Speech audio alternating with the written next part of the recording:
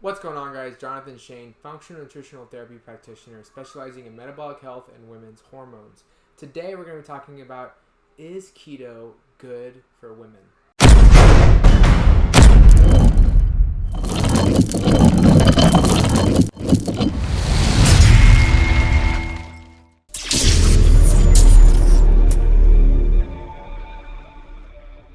Alright, ladies and gentlemen, let's get right into it. Is keto good for women? An outstanding yes. Of course it is. The ketogenic diet, I think oftentimes people think when they see these videos now, it's because I'm so pro-carb and pro-carb cycling that they think that I have this vendetta against keto, or I'm just anti-keto or anti-carnivore. It's not true. I am simply more for the individual and for unbiased approaches than I am for dogma. That being said, I love the ketogenic diet. I love the ketogenic diet for both men and women, okay? Why? Because ketones, as we know, are anti-inflammatory. For one, there's many reasons, but let's just start here. Anti-inflammatory, what does that mean? That means that they're good at fighting free radicals. They're good at lowering oxidative stress. They're good at upcell efficiency. They're good at metabolic efficiency. They're good at creating more ATP. Ketones are just awesome. They're also really good for brain health. They're good for heart health. Ketones are just good, okay? Learning to use fatty acids to a point where a byproduct of ketones is created in the Krebs cycle and then recycled for more energy. Basically what that means is when you use glucose, it breaks down and it creates some ATP and then it's done.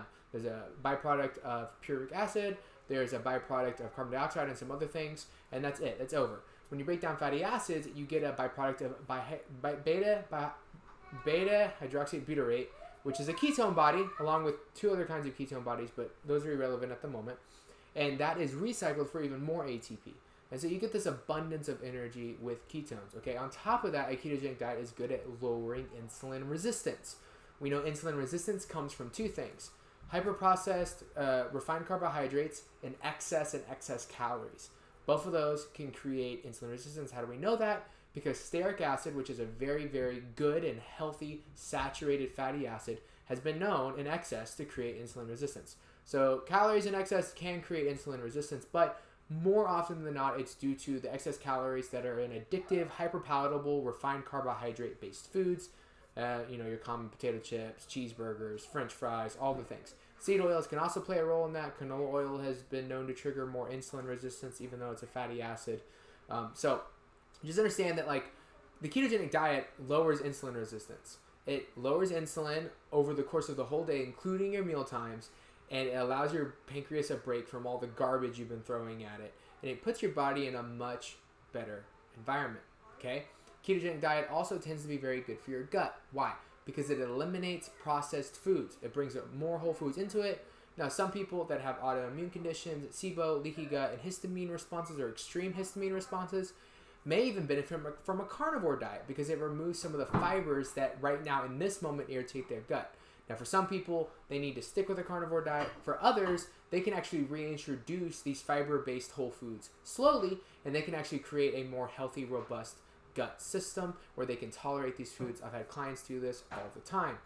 But understand, the ketogenic diet, for many reasons, organ health, brain health in particular, heart health in particular, cellular health, hormone balance, insulin resistance, fat loss, weight loss, overall well-being of life.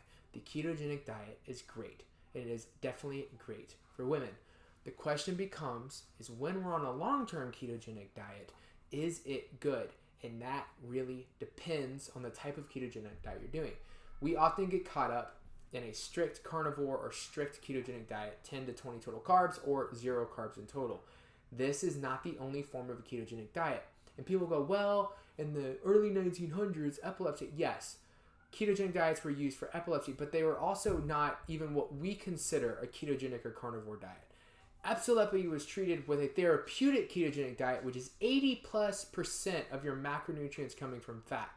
Unless you have an autoimmune condition or you're fighting seizures or you're fighting cancer, there is no reason to do that. And most people can't sustain that long term due to their guts not being able to handle the amount of fatty acids. It can irritate their gallbladder, it can stress out their liver, all this stuff, right? And so realize that when people go, oh, well, there's only one kind of ketogenic diet, you can't just twist the definition to meet your needs.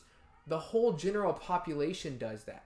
We do that all the time. right? The carnivore diet, in a way, is an offset of a ketogenic diet. A strict ketogenic diet is an offset of the original therapeutic ketogenic diet.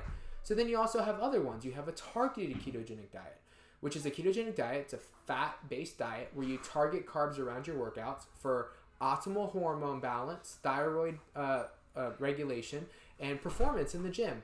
It can also help women with balancing out their cycles. It can help with getting through menopause, all this great stuff. Then you have a cyclical ketogenic diet, which is not necessarily focused on workout performance, but more focused on overall hormone balance, where you do 5 to 6 days of strict keto or carnivore, and then you have 1 to 2 days of cycling and carbs. All of those are ketogenic diets. It's really important to understand. Those are all different kinds of ketogenic diets, and all of them are beneficial.